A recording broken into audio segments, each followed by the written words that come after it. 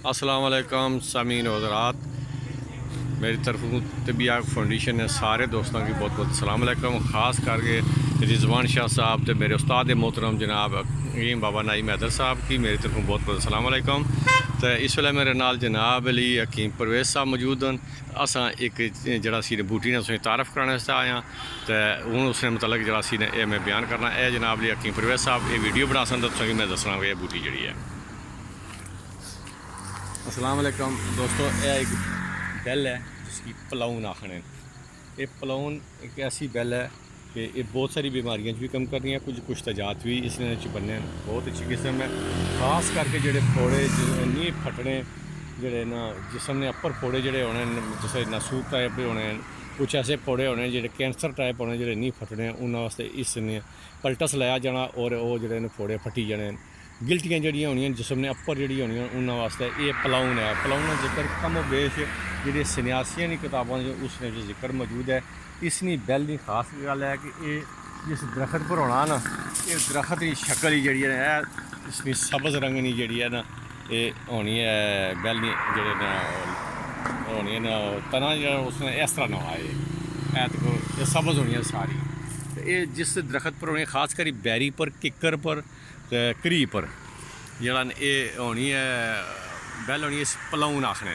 तो इसने नाल ही एक और लगी है जिसकी जंगली अंगूर आखने में उसमें भी तारफ़ कराना, तो वो भी इत्थे ही नाल ही मौजूद है।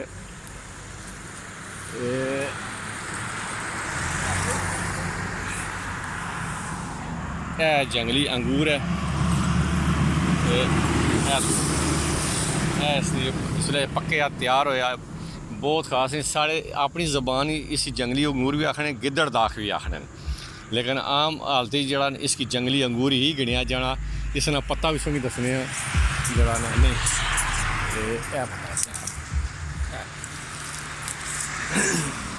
इसना पता है। तो इसने अफाल और खवास नाल तो बहुत अहम चीज़ है। खास कर खून की मशीन है, खून पैदा करनी है जिसम में वाफर मकदार में। दूसरा ये है कि जितनी एलर्जियाँ जड़ियाँ होनियां खास करके इसनी जड़ न सफूफ जरा ना हर किस्म की एलर्जी वास्ते जरा सी ये बड़ी अक्सीर चीज़ है।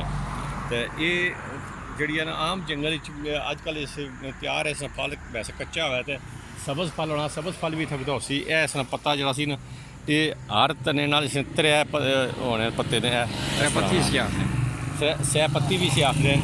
लेकिन आम हालत इसी जंगली अंगूर गिनने गुच्छे ने गुच्छे लगे हुए होने वो पिछले परले सब ला ये देखो गुच्छे ने गुच्छे लगे इसी अंगूर ने वो सबज भी नाल है तैयार होया भी नाल है। इस वे इसने पकड़ना है जंगली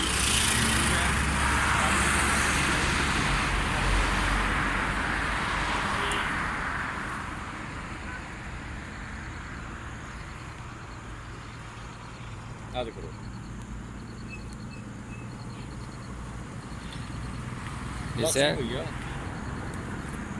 अच्छा, ये जंगली अंगूर जड़ा ना ये भी बहुत खास चीज़ है। खास करके इस मौसम की वाटर मकदार की मौजूद है। एक बैल है ये जी, तो इसने तरह तरह पत्ते इसने जो मौजूद होने जायका मिठा होना इसना जरा जिला पक्की जाना उसने वैसे जरा ये हल्का जहा खट्टा होना बहुत मिठा जी। हाँ मिठा होना जायका इसने खाने में अंगूर ने हरी जायका होना। एक छोटा जहा दाना इसने भी दो दाने अंगूर हरी दाने होने। तो यह ओरिजिनल जंगली अंगूर है जरा पक्की तो देखो इस तरह जरा रंग बैंगनी रंग ना इस तरह जरा पानी होना ये जैसे काला अंगूर नहीं होना सेम उस तरह इस तरह रंग होना। तो बड़ी ख़ास चीज़ है और यह एलर्जी वास्ते अक्सीर आज़म गिनी जानी है। यानी इस चढ़ना सफूफ जरा हर तरह की एलर्जी की जरा ख़त्म करना जी है रेशा गले ने जी एलर्जी होनी है लोगों की मौसमी एलर्जी जी है उसने वास्ते भी बहुत अच्छी चीज़ है। ये दो बूटियाँ सन पलाउन भी बहुत खास जिसका जिक्र मौजूद है किताबों में। तो पलाउन भी एक बहुत अहम चीज़ है और ये जी जंगली अंगूर है ये भी बड़ी खास चीज़ है। तो ये अजकल मौसम में दोवें मिली जानियां। ये पलाउन जी है ये पलाउन एक खास चीज़ है। इसका पत्ता पलाउन जो देखो इसका पत्ता होना। हूँ इंशाल्लाह नैक्सट वीडियो जी बनासा उसने तुसें एक नवी जरा ना दसी जैसी